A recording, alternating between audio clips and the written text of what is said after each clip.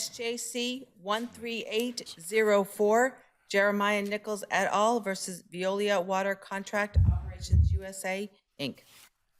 Okay, Attorney Coles. Good morning. May it please the court, Terrence Coles for the appellants, Jeremiah Nicholls et al. We come before you today pursuant to two questions that the First Circuit Court of Appeals had certified for this court in a case that's in the First Circuit. The first question being what is meant by the phrase construction and design of improvements, as that phrase is used in Section 6 of 1997 Mass Acts, Chapter 155. As I argue in our brief, as we argued in the court, in the district court, we believe that that term, construction and design of improvements, should be given the same meaning as construction under the Prevailing Wage Act.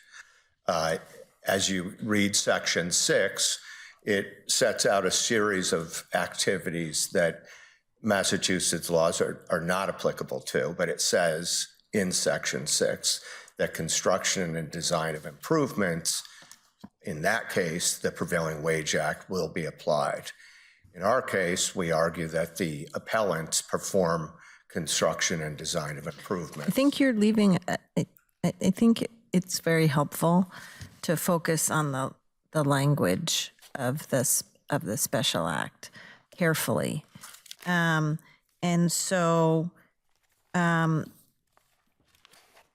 like to look particularly at the phrase or the set of words because they're part of a larger phrase.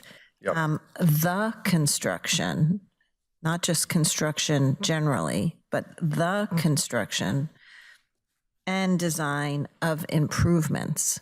Now, that phrase does not appear in the Prevailing Wage Act, correct? It does not. It does not. So it seems to me your argument is it hinges on the notion that we can just remove the word or just focus on the word construction taken out of the phrase in which it appears and then use the definition in the PWA as part of this interpretation? That's not really what I'm arguing here. I'm actually focusing on the phrase improvements, right? Because that is what the construction and design is referencing. Well, first, can we ask, do you read the word "and" as conjunctive or distributive?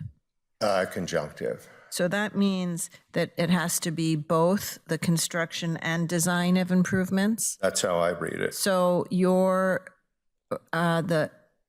plaintiff's repair and maintenance work needs to be both design and construction? I don't think it has to be. Well, that's what would be the necessary consequence of a conjunctive reading.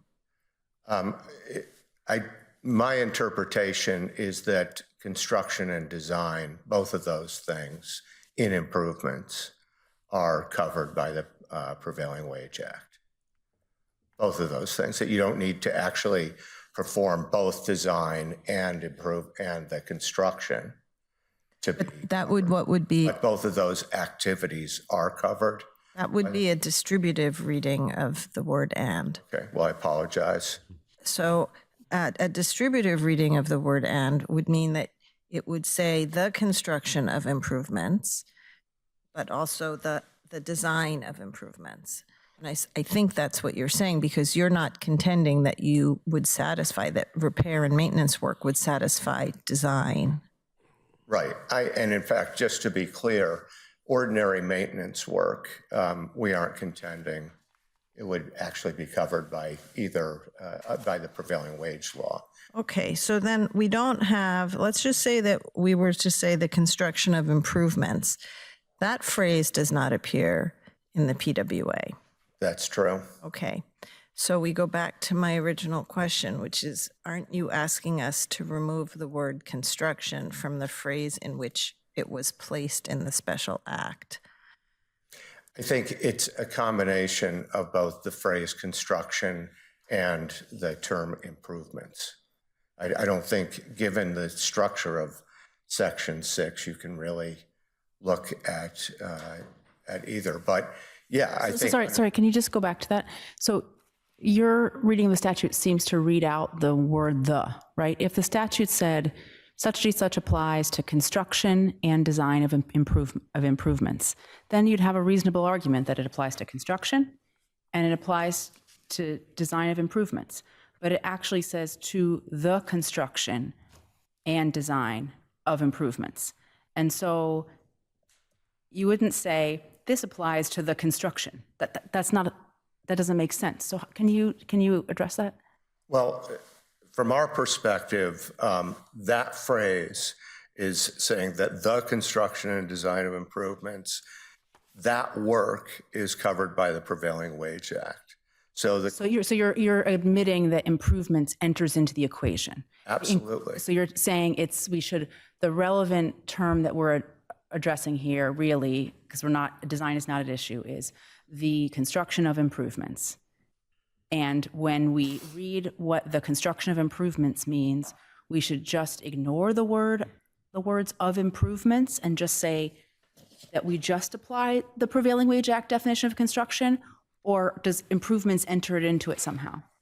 I think, I guess I would say first off that it's difficult to discern what the legislature was intending in that phrase. Well, that's why we started the words of the statute. Right. So the construction of improvements, how is the work that your clients have done construction of improvements? Right. So that's how, when you look at the definition under the Prevailing Wage Act, 27D, of what construction is, it actually talks about additions and alterations.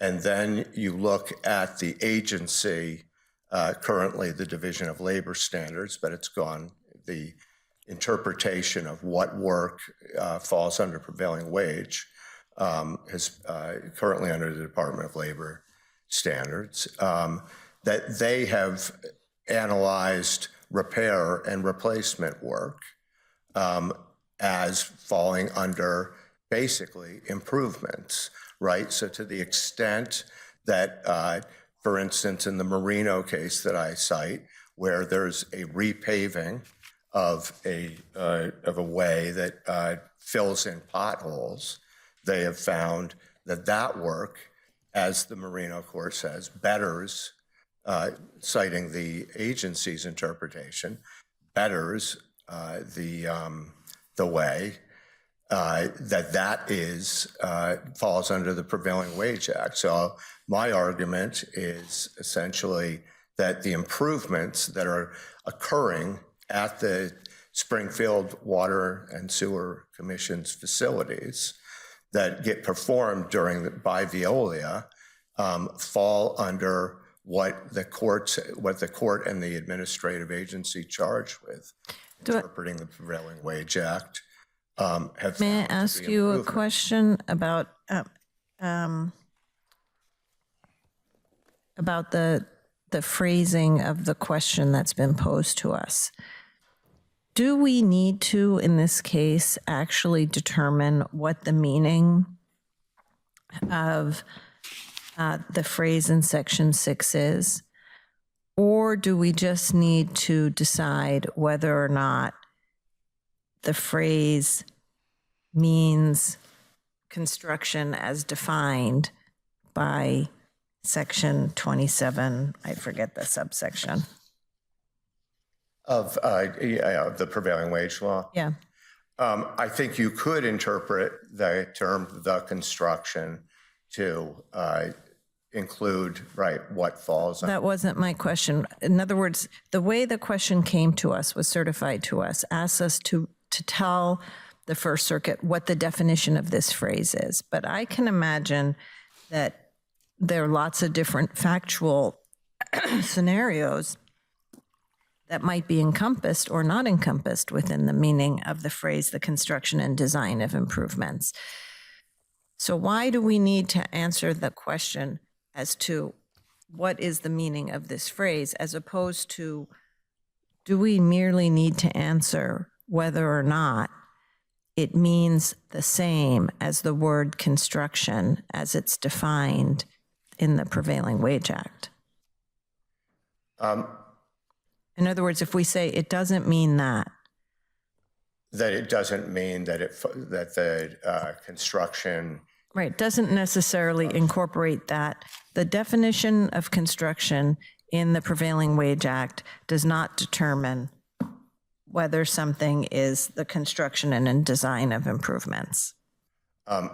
that's, I think the hazard with that is that you're liable to have this recurring, this case recurring in other situations, which is to say, it's Depending clear- on what the work at issue is, right?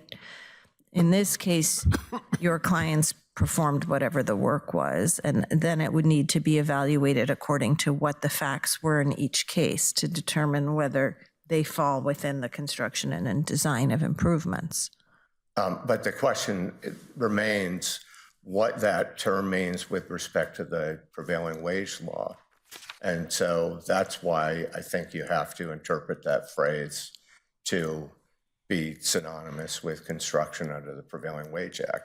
It's clear in the history of this case that prevailing wages have been paid for some of the work that gets performed at Springfield Water Sewer Commission. It's clear that the Department of Labor has actually issued prevailing wages for work that gets performed. Why would the construction of improvements have the same meaning as construction?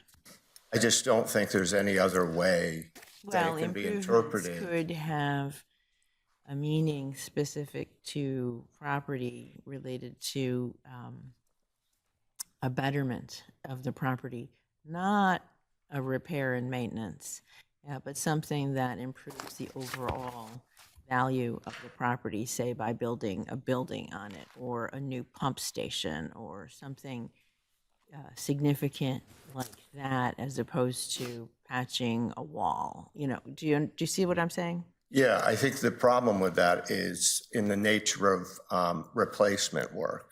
So if I can just explain, the initial capital improvement work that gets performed under that contract involves some replacement work. It's replacing some work. If you look at the statute, the special act, it actually contemplates that there will be various facilities and equipment replaced because of the changing standards for sewage treatment, right? So you have replacement there, and then you have replacement that gets performed outside of these initial capital improvements. You have basins that get replaced. You have electrical systems that you get replaced. You have pumps that get replaced. They are all changing it, improving it, bettering it. The very terms that get used when the courts and the agencies are trying to discern what is Is that additions the and work that your alterations. client is doing, replacement work? What's that? I'm sorry. Your clients are doing replacement work? They do repair and replace. They do, and that was something I pointed out in my reply brief. The idea that they're doing ordinary maintenance, that is changing a light bulb, switching out a heat filter, not true at all. They are taking, as the record shows, there are these aeration basins, these huge aeration basins with these huge bridges that my clients actually replace. All the equipment, the metal structures, the cogs, the brushes, the blades, all that stuff in those huge entities get replaced. That, yes, they do the very replacement work that the PWA says is construction. Can I ask you a question? Oh, Yeah. So that would be what's litigated after we answer this question, however we answered it, which is whether the work that your clients are doing falls within that definition. It would get litigated assuming that, that the interpretation is not that it's for initial capital improvements. Terms that also don't, initial and capital, are never defined in the service contract and rather than the special act. Those never come in. The claim from appellees that it only applies to this limited initial capital improvements is nowhere in the special act, certainly not in that phrase. And so I think at the end of the day, you're faced with really having to apply the PWA and its interpretation of construction, which includes improvements, which includes replacement, which includes repair. Can I ask you one follow up on that? Sure. The end of your brief says something to the effect that if you're right that the Prevailing Wage Act applies more broadly than the appellee is saying, that the wage schedules would have to be amended. Potentially, right? If the work is as you're describing, why would that be the case? Because some of the work is not covered. Some of the job classifications are not included. Some of them are. So these same employees are going to be paid both under the Prevailing Wage Act and not under the Prevailing Wage Act? For different work. The same employees perform operational work, standard operation, just keeping the system going. They aren't going to receive prevailing wages for that. Those employees also do the kind of major replacement work that I just described. So, I mean, this is a splitting, fine-tooth comb of what gets compensated under the Prevailing Wage Act that occurs at all sorts of public works projects. There's always work that is either going to be classified as prevailing wage or not, and employees will be performing often both those and getting paid two different rates depending on the work they perform. I'm still a little bit confused. If you're suggesting that the proper construction here is that if construction and design of improvements means all construction under 27D, what's left? What's excluded? There's all sorts of stuff. Minor repairs. So I cite to a number of agency decisions that actually split those fine hairs. Minor repairs, replacing a light bulb, swapping out a filter, testing, routine testing, not included. There are all sorts of activities that the agency and the courts have said, no, this is not construction. This is not additions, alterations. This is not replacement work. This is not major repair work. You don't get prevailing wage for that, but there is major replacement, major repair work that does get compensated. The very work that appellants perform, not all the time, but they perform it during the 20 years of this contract. If you look at the appendix, the service contract actually spells out major maintenance that gets performed. These aeration bridges, they're replaced every 4 years. There are 4 different basins. Each one gets replaced once a year. And I realize I'm already over. The only thing I would argue with respect to the question about procurement scheme, very briefly, is whether it's incompatible. Clearly, in this case, again, prevailing wages were made for here. There's a prevailing wage schedule. That was not the case in Metcalf. Metcalf was looking at a system where you'd basically have to recreate it from scratch. There were no prevailing wages. Critical distinction, and a distinction that shows that it's not incompatible. The system actually within the Special Act requires the creation of prevailing wages for the work. Thank you. Okay, thank you. Attorney Miller. Good morning. May it please the court, Barry Miller for Veolia Water Contract Systems, and with me is Adrian Lee. We have 2 questions referred to this court from the First Circuit. Both are important, but I'll start with the statutory construction question. And one of the seminal guiding principles of statutory construction is that we don't look at words in isolation. We have to look at this piece of legislation as a whole in a way that makes sense, in a way that is coherent. And this legislation begins with Section 1, which plaintiffs don't mention at all. Section 1 is a broad and categorical exclusion of this project which was something that was thought out in advance, as is detailed in the amicus brief from the Springfield Water and Sewer Commission. They've told the story about how we got here and how the statute was created. That entity, Springfield Water and Sewer Commission, went to the legislature because it needed exceptions from generally applicable public contracting requirements in order to make this vital public project possible. It wouldn't have worked otherwise. There's no contention to the contrary. And that's why the statute starts in Section 1 with excluding the whole thing from the public bidding laws, including all of Chapter 149, which is where the Prevailing Wage Act sits. So then we get to Section 6. And Section 6 is kind of an exception to the exception. And it reiterates the notion that, in general, the procurement of services, which is operations and maintenance of the sort that Mr. Nicholls described, and the design and construction of improvements are contemplated.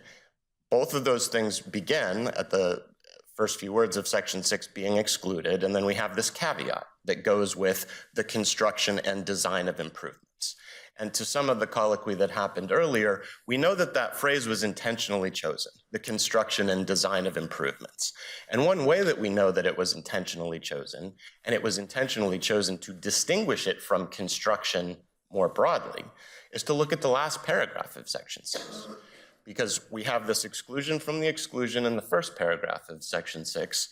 In the last paragraph of Section 6, it says if there's other construction that's undertaken in conjunction with these projects, that's subject to the Prevailing Wage Act.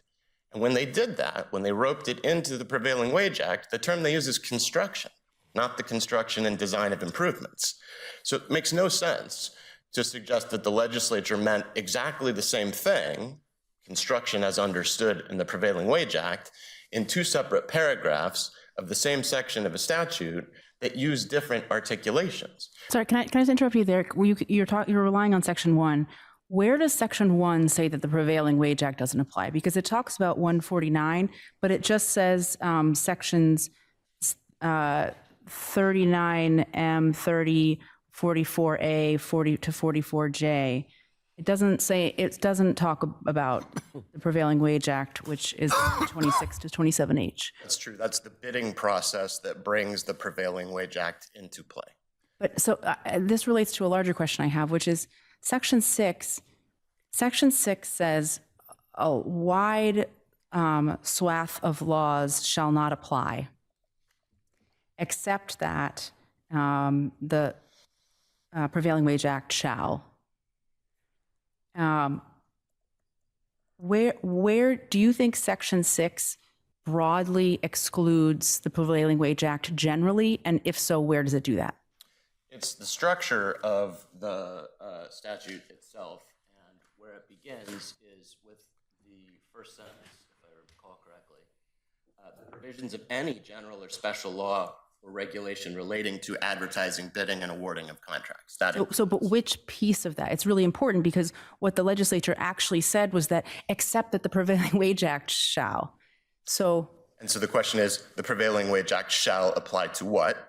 And it shall apply to the construction and design of improvements. Those improvements are the initial capital improvements. And Mr. Nicholls is correct that the term initial capital improvements doesn't appear in the statute, but it does appear in the Special Act, which is a creature of exactly the same entity. The Springfield Water and Sewer Commission procured this legislation from the legislature, and then it wrote this Special Act. And if you look at the structure of the Special Act, you've got two discrete siloed articles of this 600-page provision, the 600-page contract. Article 8 governs the operations and maintenance work that plaintiffs perform, the day-to-day, keeping the facility going. It says nothing at all about prevailing wage. Article 10, on the other hand, talks about the construction of these initial capital improvements.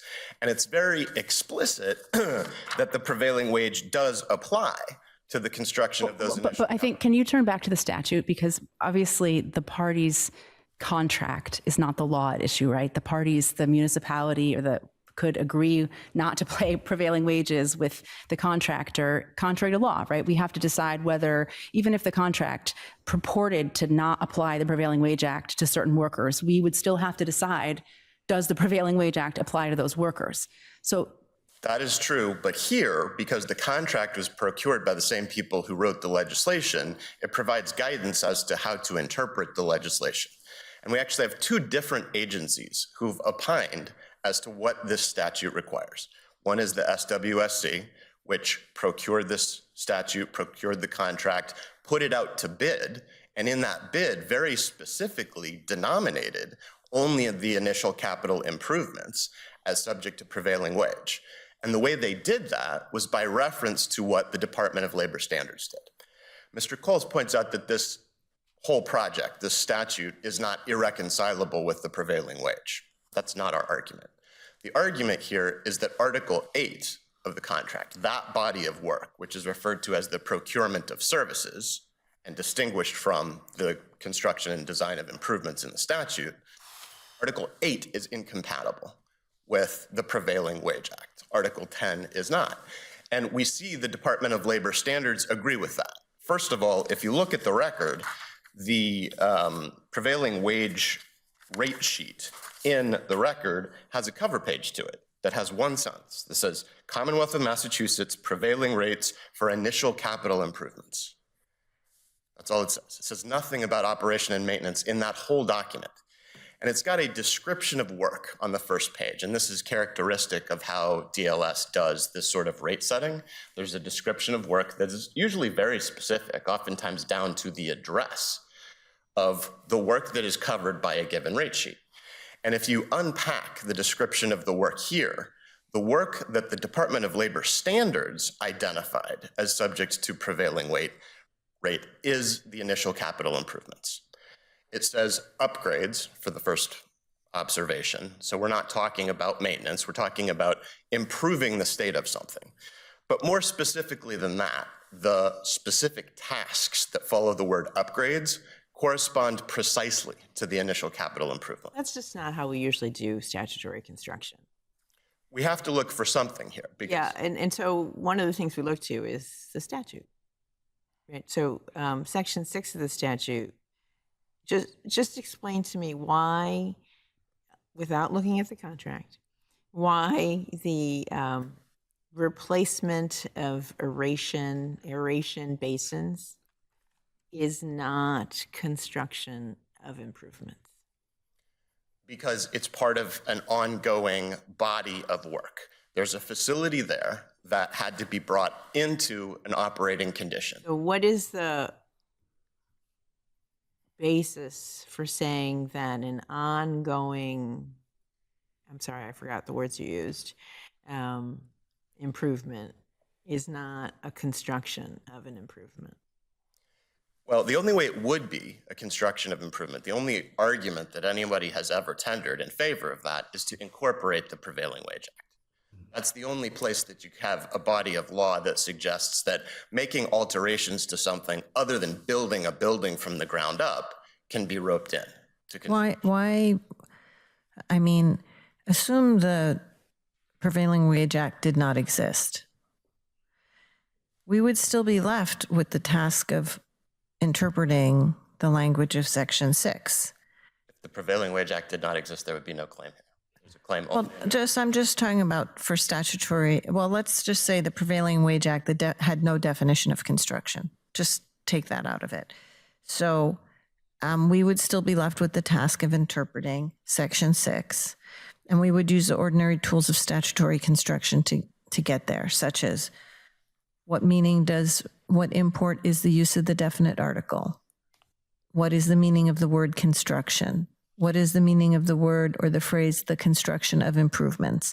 We wouldn't need to look to the other statute to find those out. We would just do it in an ordinary way, and maybe that would include the replacement of one of these aeration devices, right? There's no basis in the record at all to include anything that meets anything other than the vernacular concept of construction that would rope in these sort of ancillary tasks. Can you distinguish this from the case that Attorney Coles mentioned, Marino, where they said that patching the roads does fall under the Prevailing Wage Act? Yeah, absolutely. Marino simply has no application here. Plaintiffs provide a lot of analysis and spend a lot of energy talking about what does construction mean under the Prevailing Wage Act. That's the question that Mariano answers, and it ties into the conversation we were just having.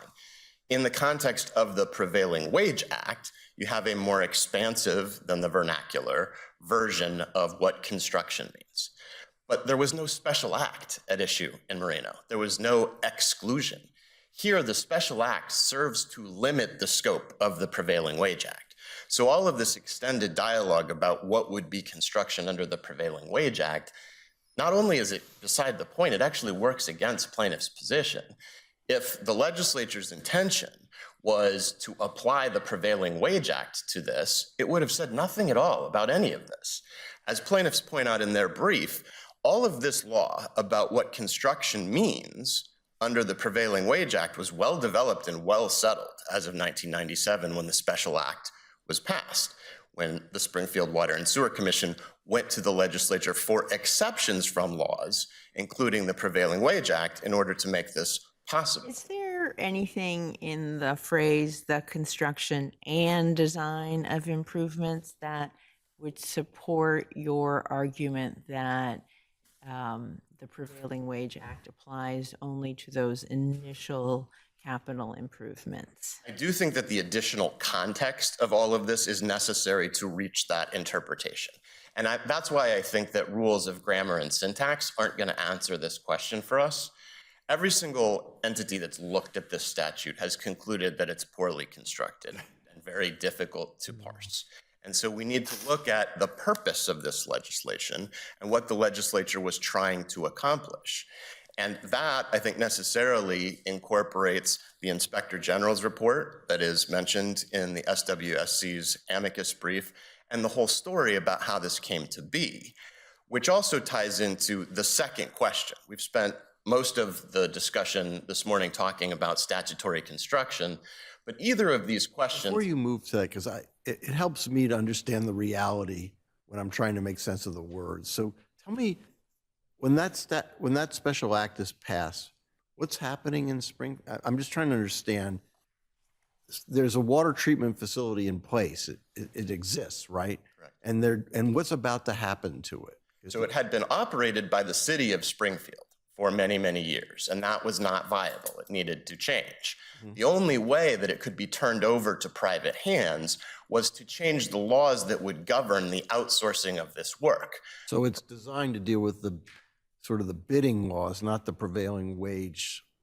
I'm just trying to get a sense of timing wise. So the act, we got this dilapidated facility here, and they want to turn it over to the private sector to do what? Upgrade it? To do, or just to operate it. This is a 20-year contract. This is the second 20-year contract, and that's critical.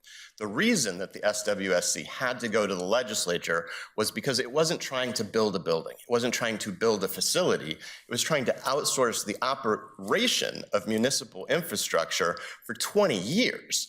And it had to be able to get guarantees that this work would be done to certain standards. Then it carves out, it says that if you put something big, you have a new big construction project, it's going to be a prevailing wage construction project, right? Exactly right. And that's important under Metcalf, because one of the two things that Metcalf looks at is this body of work assigned or linked to a specific construction project? And here we do have that. The initial capital improvements are construction projects, discrete and separate from the operation and maintenance work that was going to go on for 20 years. Prevailing wage things are issued on those, right? On the Department of Labor projects. issues the appropriate prevailing wage rates on that, right? That's exactly right. At the same time, you're taking over. They don't issue rates for the guys who are doing this other kind of work. They would if they concluded it were subject to prevailing wage. That's their job. But they didn't because they concluded that it wasn't.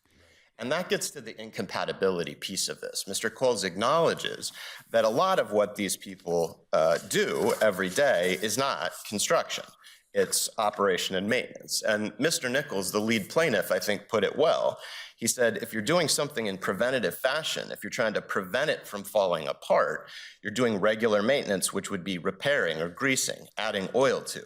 You know, I'm the that's, last person to ask this question, but the aeration, he describes these big things that they have to rebuild.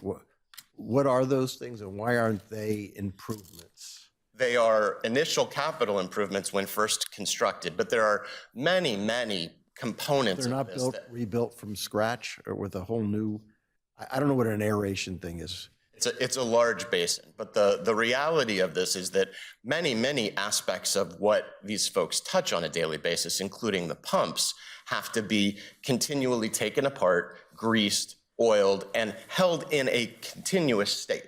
And That's that's saying there's something different happening, that some big thing, vessel of some sort, is rebuilt from scratch. And you say that's not true. that's not consistent with the design of the statute, the design of the service contract, or the record. Can I just ask you one question? I think I heard in your answer to a different question, an answer to my initial question. Is it your position that the reason why, in general, the Prevailing Wage Act does not apply is that the work being done by these workers falls within the procurement of services in Section 6? That's the statutory construction argument. Well, no, I'm asking, under what words in Section 6 does the PWA generally not apply? Procurement of services. So you're saying this is the payment of wages under the Wage Act falls under procurement. What?